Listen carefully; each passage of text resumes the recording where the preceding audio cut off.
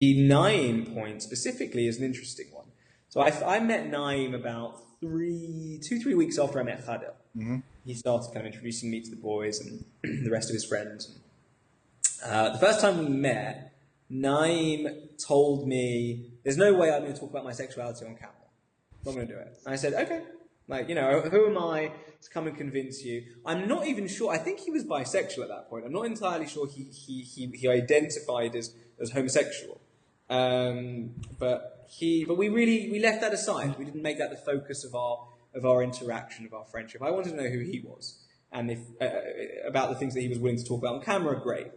And I kind of ran with it because I found Naeem. I've always found he's a very tender and beautiful soul, and about a year in, I think it's all a blur now, the shooting, but there was one evening where, and it's the evening in the movie that you see where he's out for drinks in Jaffa with the boys and Naram, and he turns around and says, "I'm going to tell my parents." Now, I wasn't going to go and film that night. There was nothing in particular we were going to shoot, and it just so happened that my brother-in-law, who was in town, cancelled on me, and I was like, you know what, I'll grab my camera and put my mic on it and we'll go do it. And it just so happened that in the middle of that interaction, Naeem kind of just changed his position from what he'd told me previously, that, there's no way that he's going to talk about this on camera.